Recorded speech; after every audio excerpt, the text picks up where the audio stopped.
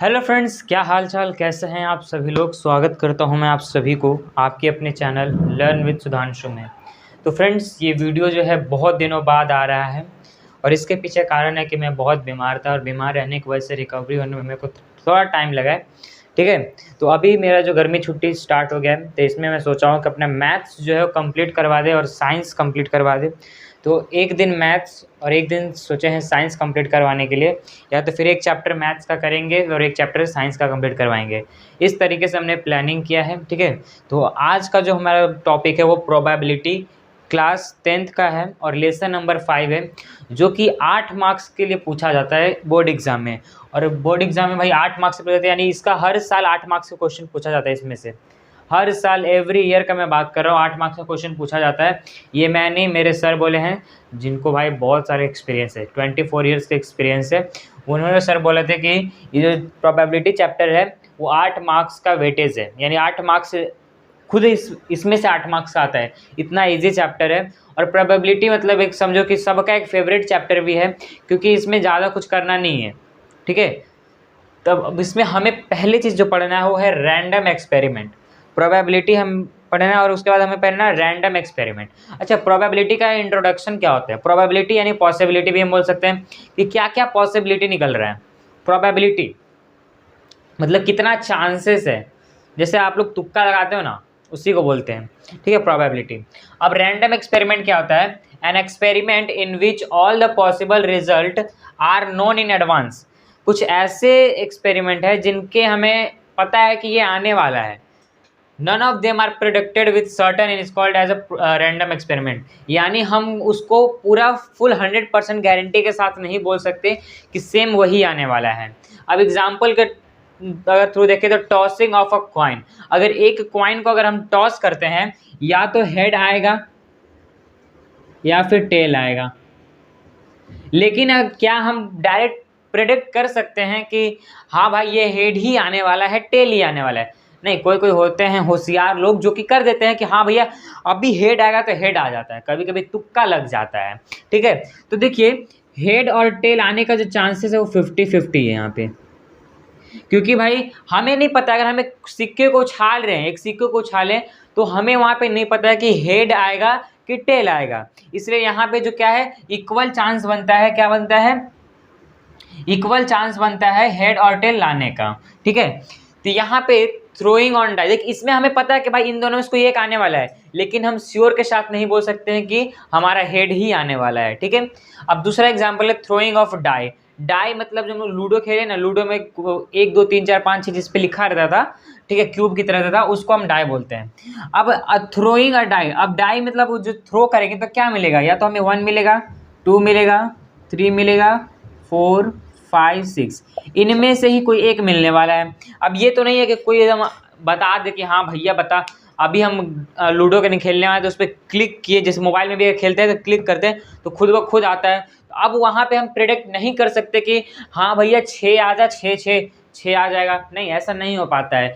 क्यों नहीं हो पाता है, क्योंकि भाई वो पॉसिबिलिटी है कि हाँ 1 2 3 4 5 6 आ सकता है, लेकिन गारंटी के साथ आप नहीं बता सकते हो कि 6 आने वाला है।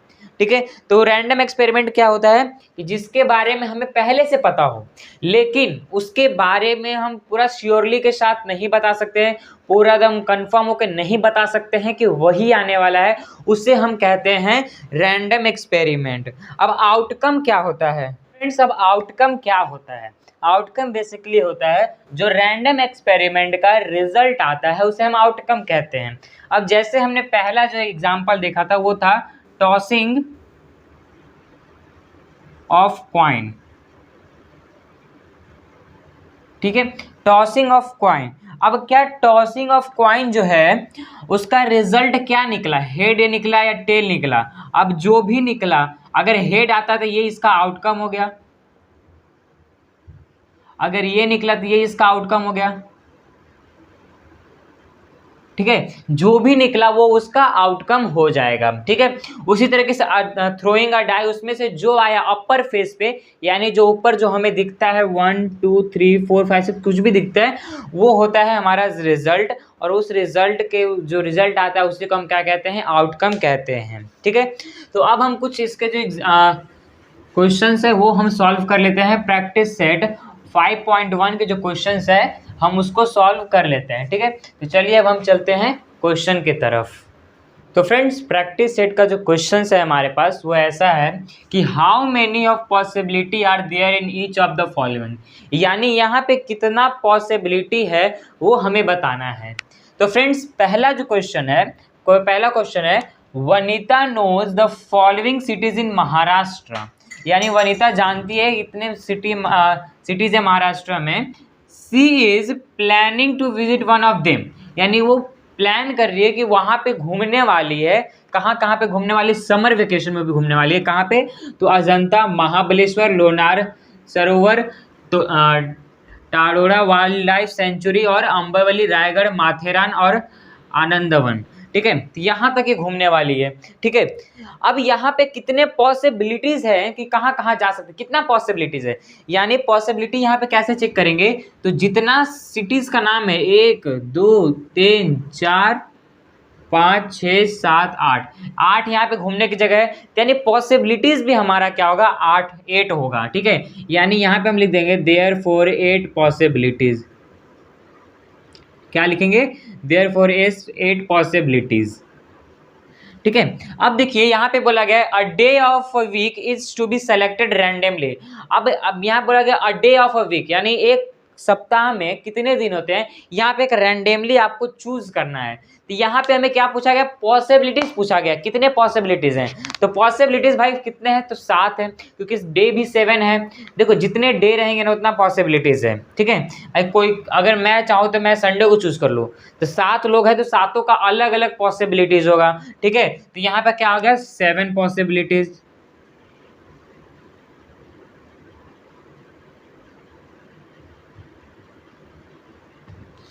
अब बोला गया select one card from the pack of 52, यानी एक ताश जो रहता है हमारा जो खेलने वाला, उसमें से ताश जो रहता है उसमें से हमें ताश के कार्ड में 52 कार्ड रहता है, तो एक बॉक्स जो फुल बॉक्स होता है उसमें से हमें एक कार्ड निकालना है। तो वहाँ पे कितना पॉसिबिलिटीज हो सकता है? तो भैया वहाँ पे होता है 52 पॉसिबिलिटीज। अब बोला गया one number from 10 to 20 is written each card, यानी ये नंबर है जो 10 to 20 लिखा हुआ है एक कार्ड पे, ठीक है।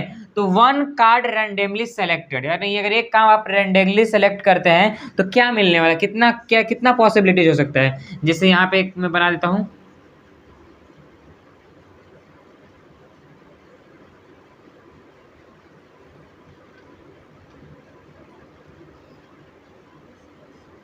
यहाँ पे 10 11 12 13 14 15 16 17 18 19 20, ठीक है। ये हमारा हो गया। तो अब यहाँ पे कितने पॉसिबिलिटीज बन रहे हैं? तो 1 2 3 4 5 6 7 8 9 10 11 पॉसिबिलिटीज बन रहे थे। यहाँ पे हम लिखेंगे 11 पॉसिबिलिटीज,